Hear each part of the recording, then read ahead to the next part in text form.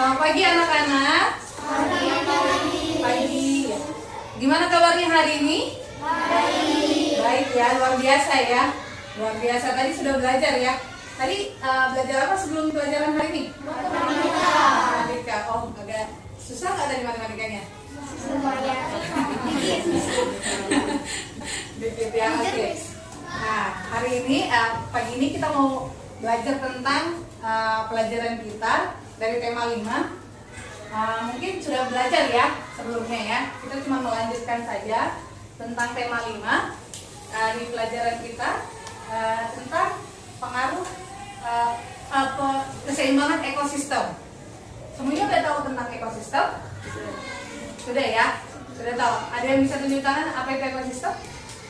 Oh boleh, sebagai pada tahu. Mungkin salah satu mewakili dengan siapa? Martin. Oke, Martin silakan Martin. Ekosistem adalah hubungan timbal balik antara makhluk hidup dengan lingkungan. Hubungan timbal balik antara Makhluk hidup dengan lingkungan. Iya, benar sekali. Mungkin ada pendapat lain?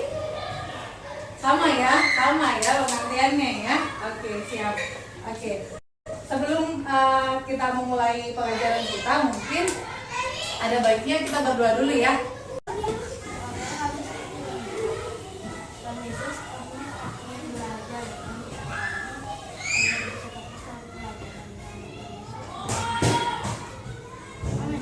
Amin. Oke.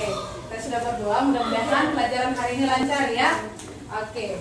Sudah tahu, udah ada bukunya masing-masing ya? Sudah ya. Boleh dibuka di tema 5 kita. Udah baca ya? Udah pernah baca ya? Siap. Sebelumnya ada yang absen ya hari ini? Enggak ada ya? Hadir semua ya? Oke, siap. Siap. Apa sih yang menjadi tujuan pembelajaran kita hari ini? Tujuannya itu kita mau mengetahui nih apa yang mempengaruhi perubahan ekosistem. Tadi kan sudah tahu ekosistem kan? Ya. Nanti dalam kehidupan itu bisa terjadi perubahan pada ekosistem. Ya. Apa aja sih yang mempengaruhinya itu? Nanti kita pelajari di sini. Dan juga nanti kita belajar cara membuat buklet. Udah pernah buat buklet? Belum ada tuh. Oke, nanti kita jelaskan ya. Nanti di pembelajaran kita hari ini. Ya? Gimana? Bukan. Oke, semacam apa ya bilangnya? Nanti Miss tunjukin deh. Oke? Siap. Nanti juga kita belajar tentang salah satu jenis karya seni Nusantara, yaitu patung, dan menjelaskan alat dan bahan yang digunakan untuk membuat patung Nusantara. Oke? Boleh dibuka bukunya di halaman 130.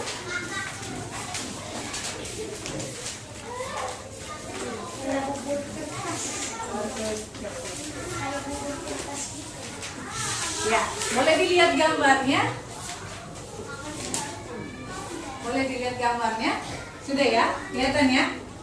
Kelihatannya. Coba siapa yang bisa jelasin itu gambarnya apa? Tentang apa? Ada yang ya. Sepertinya saya kenal yang siswa yang Cindy ya. Oke. Silakan Cindy. Boleh dijelasin apa sih gambar itu? Kebakaran. Terus apa lagi? Gimana? Kebakaran hutan. Ya. Terus? Apa tuh? Ada kan masih ada gambarnya di bawah tuh. Nah, ya silakan. Siapa namanya maaf? Catherine. Oh ya, silakan Catherine. Ada kebakaran hutan, lalu hewan-hewan di hutan bakal berlarian. Oh iya, benar sekali ya kan. Nah, di gambar itu menjelaskan tentang terjadinya kebakaran, ya kan. Jadi hewan-hewan yang ada di lingkungan atau di ekosistem hutan tersebut jadi pergi meninggalkan, ya kan. Hutan sebagai tempat tinggalnya mereka karena kebakaran, mereka keluar dari tempat tersebut karena terjadi kebakaran. Nah, kita coba baca ya untuk ada cerita di halaman berikutnya. Di situ, Miss yang bacain ya, boleh ya. Udin bersemangat sekembalinya dari kegiatan olahraga. Ia terlihat bugar, siap dengan kegiatan berikutnya. Tiba-tiba ia dikejutkan dengan suara dentuman yang cukup keras berasal dari perkampungan di dekat sekolah. Bunyi pentungan bambu itu menunjukkan ada kebakaran di sekitar situ. Ketika ia hendak keluar halaman sekolah, para guru memintanya untuk tetap berada di sekolah karena kebakaran terjadi jauh dari sekolah. Dari kejauhan, Udin dapat melihat asap mengepul dari bukit dekat perkampungan penduduk. Udin ingin tahu mengapa kebakaran itu terjadi. Apakah kebakaran tersebut karena ulah manusia atau kebakaran karena kemarau? Apapun penyebabnya, ekosistem itu pasti mengalami perubahan. Ya kan, tahu ceritanya kayak tadi kebakaran hutan ya kan. Nah, dari cerita ini dapat kita katakan bahwa pengaruh perubahan ekosistem itu terjadi karena dua faktor. Ada yang tahu dari cerita ini? Ada? Nggak ada. Faktornya itu adalah faktor yang pertama, faktor alam. Apa aja sih faktor alam? Cuaca, terus apa lagi? Iklim, bisa jadi apa? Coba, mungkin kejadian-kejadian alam yang mungkin ada yang tahu nih, apa yang bisa menyebabkan lingkungan sekitar menjadi berubah seperti itu. Gimana? Gunung meletus. Gunung meletus. Di buku kita ada tuh gambar gunung meletus. Apa sih? Ya? Nah, gunung meletus itu merupakan kejadian alam yang tidak dibuat oleh manusia, ya kan? Nah, terjadinya meletusnya gunung Merapi atau gunung ini mengakibatkan kondisi di sekitarnya jadi rusak. Misalnya tumbuh-tumbuhannya jadi rusak, ya kan? Karena lava yang dikeluarkan oleh gunung tersebut jadi terbakar. Bahkan juga mungkin hewan-hewan akan mati, ya kan? Ya, tumbuhan sebagai makanan hewan atau mungkin hewannya sendiri dalam rantai makanan. Udah pernah belajar rantai makanan ya? Nah, sudah tahu kan ya? Maka akan terjadi perubahan pada rantai makanan. Ya, apalagi nih kejadian alam yang merubah ekosistem? Ya, banjir, ya benar, banjir. Tsunami, ya. Tanah longsor, iya. Nah, bencana-bencana alam itu, terima kasih ya, siapa tadi namanya? Mikael, makasih ya Mikael ya. Nah, bencana-bencana alam ini mempengaruhi ekosistem yang ada di dalamnya. Apa aja sih isi dari ekosistem? Kan sudah pernah belajar ekosistem kan? Terdapat apa aja dalam ekosistem? Gimana? Ekosistem Danau. Kalau yang tadi disebutkan sama Martin itu jenis-jenis ekosistem ya, ekosistem danau, apa? Tadi disebutin? Gurun, hutan. Nah, di dalam ekosistem itu ada dua, yaitu abiotik dan biotik. Tahu kan? Iya. Tahu ya? Biotik itu benda yang hidup, maksudnya makhluk yang hidup. Misalnya apa? Manusia, tumbuhan, ya. Kalau abiotik apa? Tanah. Ya, Cahaya matahari. iya, benar, angin. Iya, berarti udah bisa tahu semuanya ya. Nah, karena tadi itu kejadian alam tadi bisa merubah semua yang ada di dalam ekosistem itu, baik tanahnya, baik air yang di sana, ya kan? Bahkan tadi tumbuh-tumbuhan bisa mati, ya kan? Oke. Nah, selain dari faktor alam tersebut, ada lagi nih faktor yang lain. Apa itu? Faktor manusia. Iya, benar sekali. Faktor manusia. Kenapa sih manusia bisa mempengaruhi ekosistem? Kenapa? Manusia ngapain sehingga ekosistemnya berubah? Karena manusia menggunakan sumber daya alam yang berlebihan. Oh, bisa. Karena mempergunakan sumber alam yang berlebihan. Jadi manusia itu mempergunakan yang ada di sekitarnya untuk memenuhi kebutuhannya. Ya kan, seperti kita. Nah, apa aja sih yang mungkin dilakukan oleh manusia sehingga ekosistem itu berubah? Penebangan pohon liar. Penebangan pohon liar. Apa pengaruhnya nih penebangan pohon liar? Hutan menjadi gundul. Hutan menjadi gundul. Kalau hutan gundul jadi gimana? Ada yang bisa, mungkin yang sebelah sini silakan. Ada? Kalau contohnya hutan, tadi kan teman kita, maaf siapa? Paulia bilang tadi hutan gundul nih karena ditebang ya kan. Nah, apa sih jadi akibatnya? Oke, yang lain mungkin silakan. Siapa? Merusak habitat hewan. Oh, benar sekali. Habitat hewannya rusak ya kan. Yaitu tempat tinggalnya daripada hewan. Siapa namanya? Francisco. Makasih ya Francisco ya. Nah, kalau contohnya kita menebang hutan dengan sembarangan atau namanya penebangan liar ya kan, maka ekosistem itu rusak.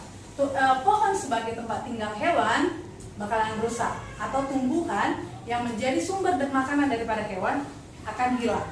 Ya kan? Selain itu, apalagi kerugiannya untuk manusia mungkin, untuk kita sebagai manusia. Kalau contohnya hutan kita gundul jadi gimana nih?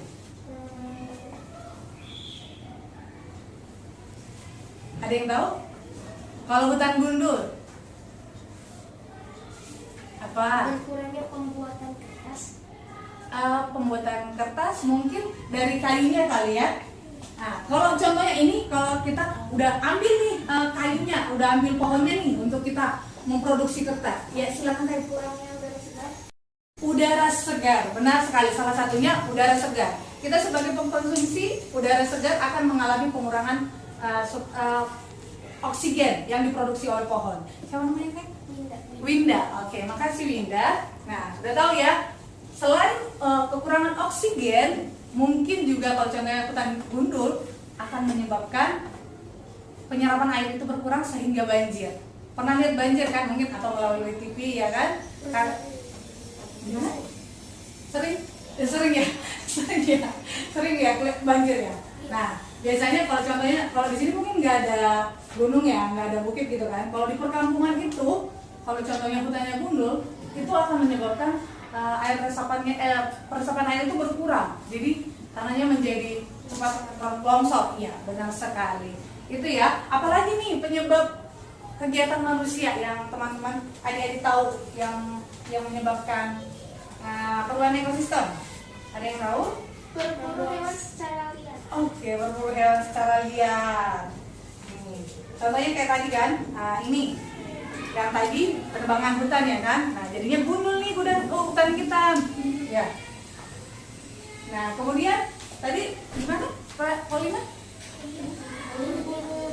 Berburu hewan secara liar.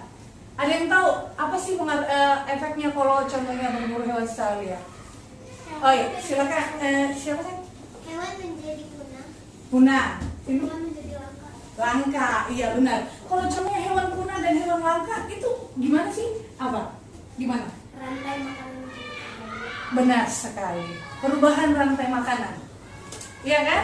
Berubah nih. Contohnya hewan yang ini sudah hilang. Jadi rantai makanan yang terjadi yang sudah kita pernah pelajari itu akan berubah. Iya kan? Perubahan pada rantai makanan. Apalagi nih? Ada yang tahu ini enggak? Nelayan menangkap ikan dengan pukat harimau. Pukat harimau. Benar sekali. Apalagi selain pukat harimau? Bom ikan, iya kan? Penggunaan pukat harimau itu jadi gimana sih? Jadi Terumbu karang jadi rusak. terumbu karang jadi rusak. Sama ya kayak penggunaan bom juga rusak. Itu terumbu karang sebagai tempat tinggal ikan akan rusak. Bahkan juga ya, iya, iya kan, iya kan. Nah, jadi ya silakan. Dilarang menggunakan pukat harimau soalnya itu terumbu karang tumbuh setahun itu baru tumbuh 1 cm. Iya, karena tadi sudah rusak ya kan, jadinya pertumbuhannya itu jadi lama. Jadi untuk ikan yang berikutnya itu pun akan susah untuk mendapatkan tempat tinggalnya, iya kan? Dan juga penggunaan pukat harimau ini, ketika digunakan pukat harimau, ikan-ikan yang kecil atau bahkan telur-telur ikan itu bisa terangkut, iya kan? Jadi mengganggu sistem kehidupan di dalam air.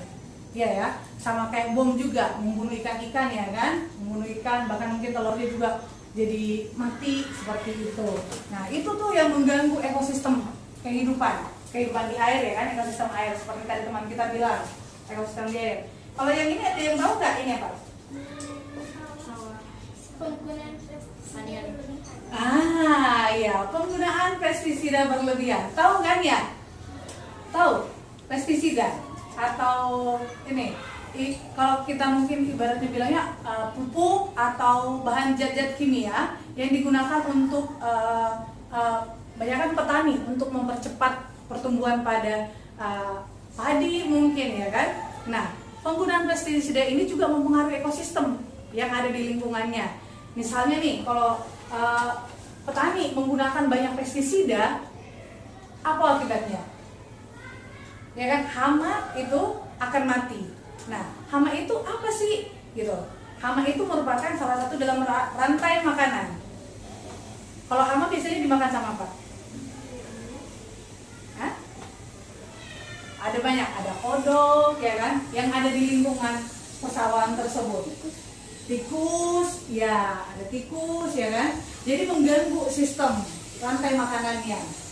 Nah itu tuh tadi jenis-jenis atau kegiatan manusia yang mempengaruhi ekosistemnya. Sudah tahu kan? Sudah tahu. Jadi dari penjelasan yang tadi kita bisa dapat rangkum nih. Ada dua pengaruh perubahan ekosistem. Yang pertama faktor alam. Yang kedua faktor kegiatan manusia, ya kan? Nah, coba untuk sekarang setelah kita tahu ini, kita coba jawab pertanyaan yang ada di buku ya. Coba halaman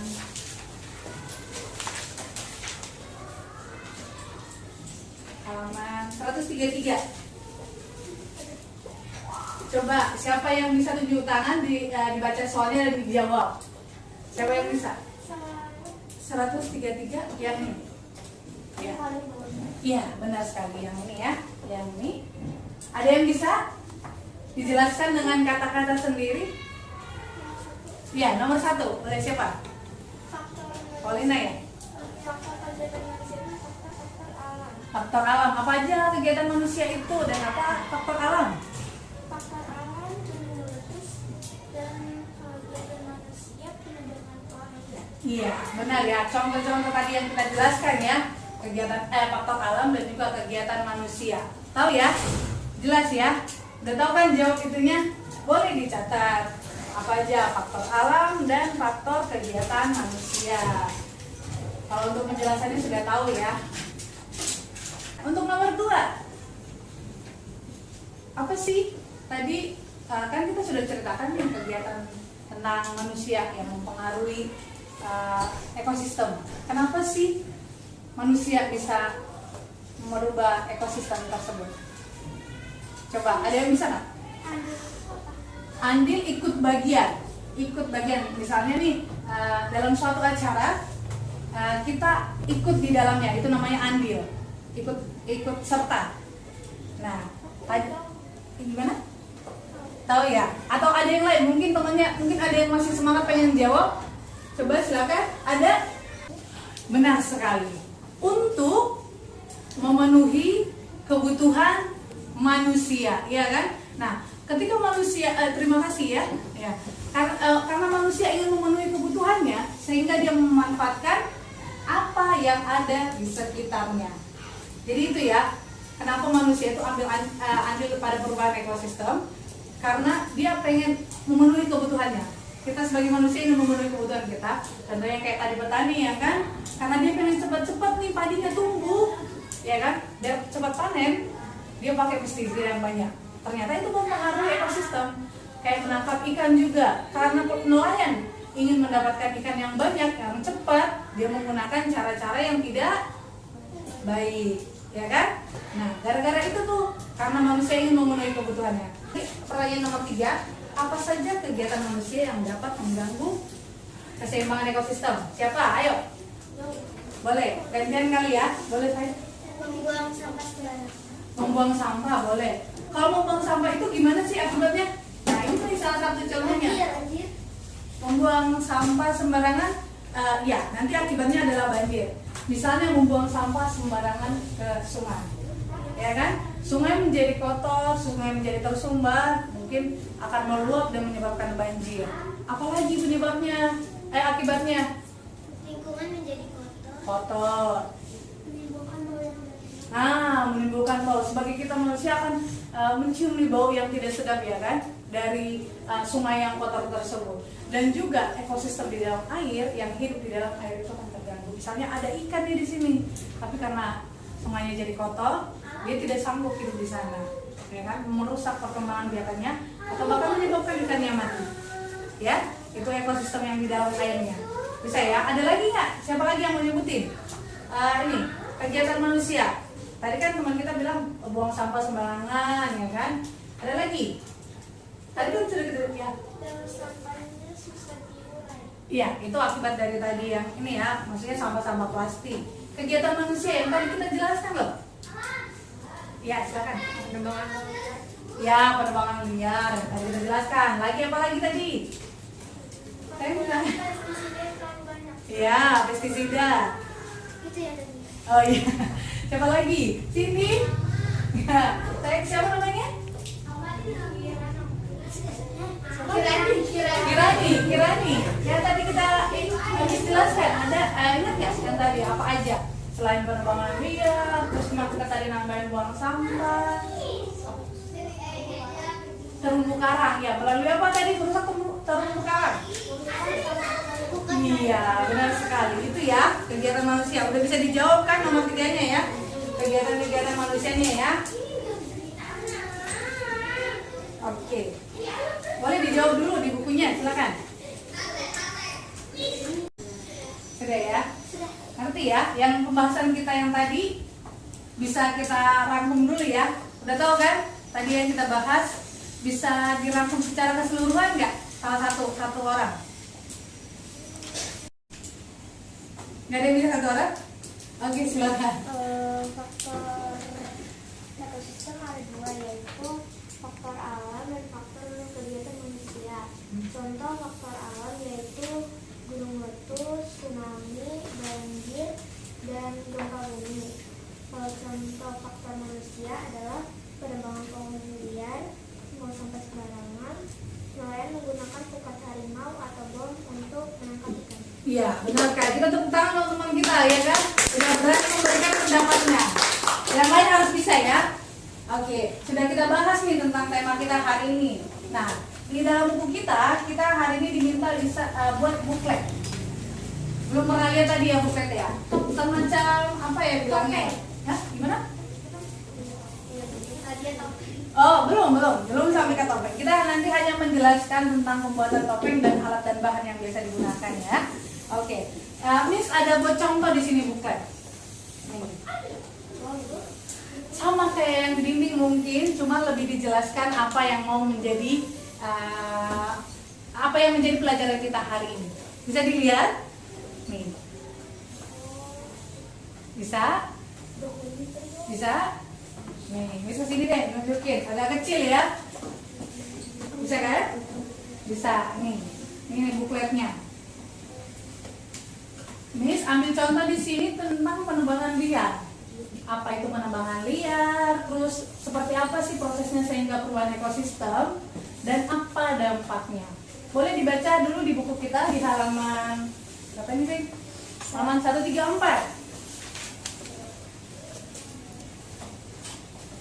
Halaman 134. Kita diminta melakukan membuat buklet ya. Nah, di sini katanya menggunakan kertas A4. Ini bagikan satu-satu ya. Kita coba buat buklet hari ini ya, yang sederhana saja, yang sesuai dengan kreativitas masing-masing. Nanti adik-adik pilih salah satu temanya, bisa aja dari kegiatan manusia tadi yang menyebabkan perubahan ekosistem, seperti penebangan pohon atau penggunaan pukat ikan, pukat harimau, ya kan? Boleh nanti dipilih ya dari contoh-contoh tadi yang sudah kita yang sudah kita jelaskan tadi ya. Seperti ini. Sebentar ya, nanti. Iya. Bisa ditambahin gambarnya, nggak apa-apa kan? Tadi bantu gambar yang itu ya, bisa ditempel nanti. Ya, terserah. Mau di sebelah sini apa di sebelah sini. Halaman pertama yang pasti judulnya ya.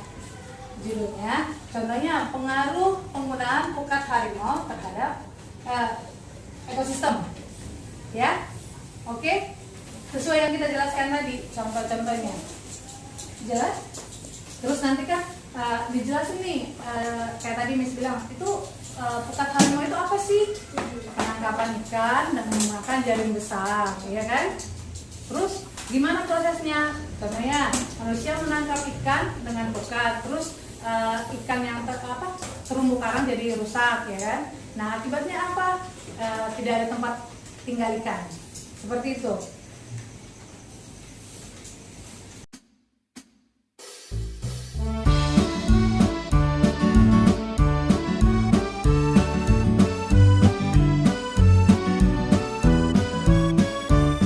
Mari kita laksanakan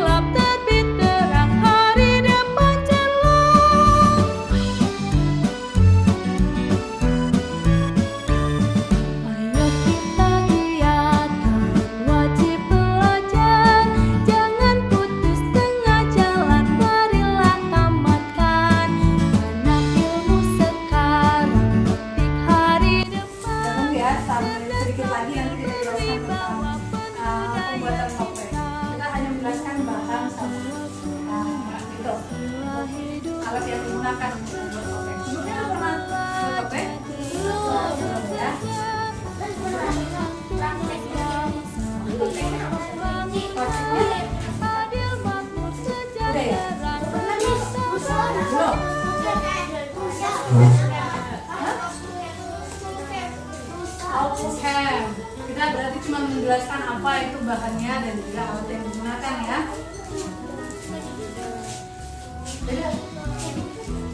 Oke, untuk tema pembelajaran ini cuma hanya menjelaskan aja apa yang digunakan untuk buat tato. Atau ya, karena sudah pernah pengalaman, misalnya aja apa sih alat dan bahannya untuk membuat tato? Ada yang karton, kardus, boleh, apalagi? Pensil, gunting, boleh untuk membentuk ini ya. Tali, koran. Biasanya koran dipakai untuk apa bikin topeng? Buku. Oh, berarti topengnya Koran buat baca ya. untuk dibaca ya kan? Enggak, maksudnya untuk pembuatan topeng. Ada. Apa lagi? Nggak ada lagi? Nah, tapi kalau di buku pelajaran kita boleh dibuka dulu halaman 135 ya. Nah, kalau di sini tentang tema topeng Nusantara.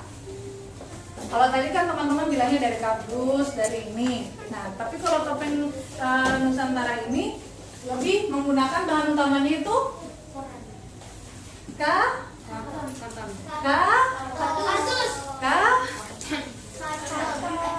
belum baca bukunya ya? Kayu, benar sekali, kayu.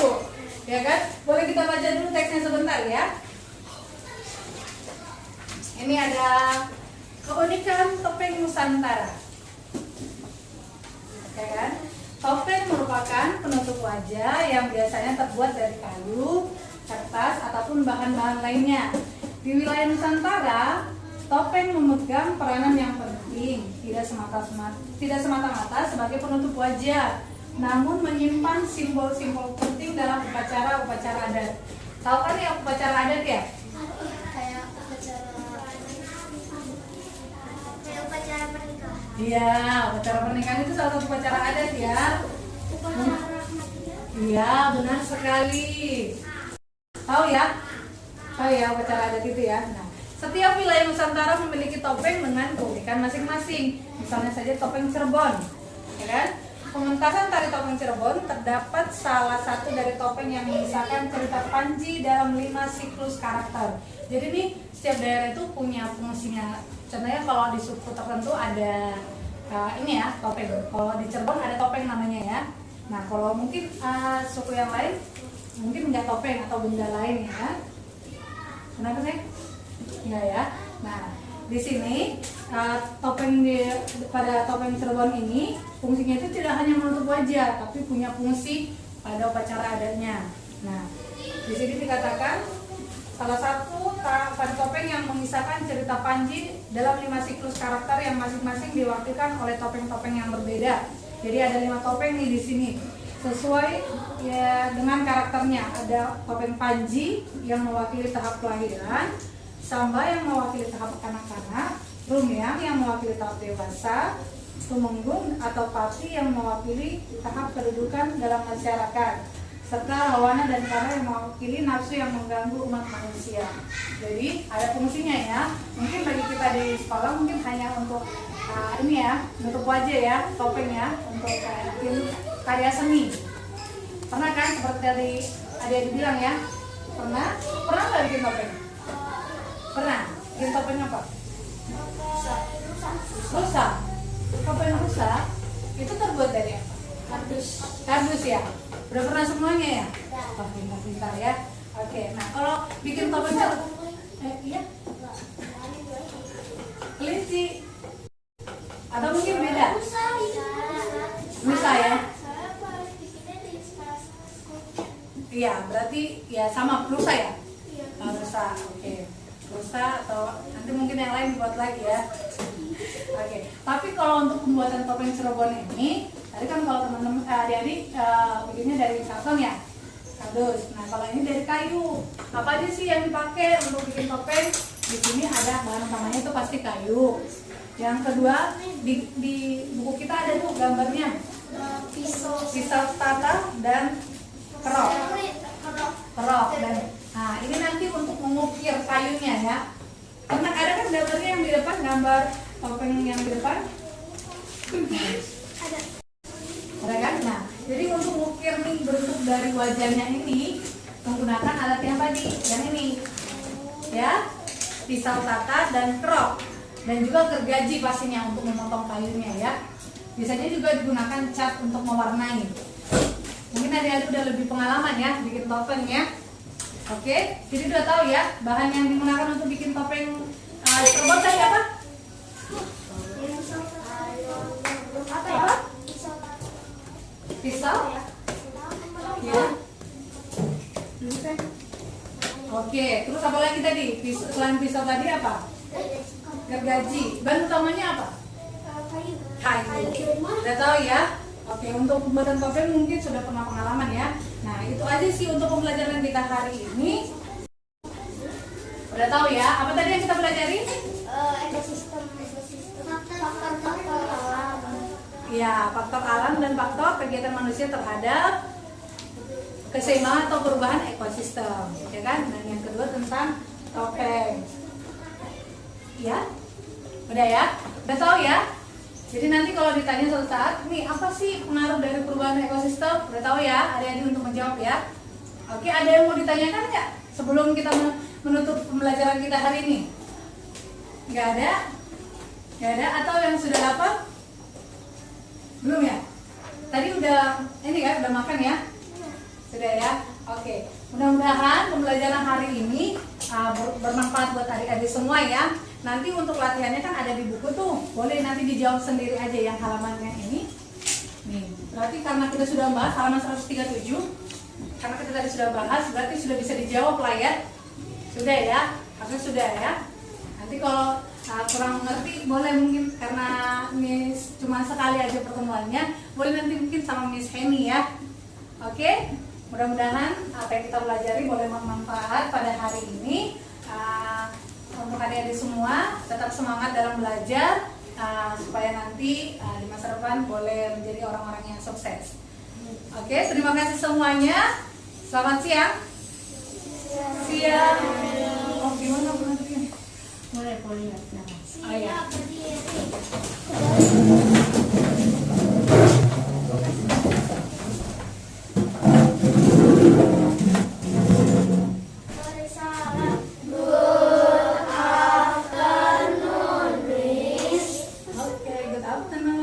Thank you. Ya, ya,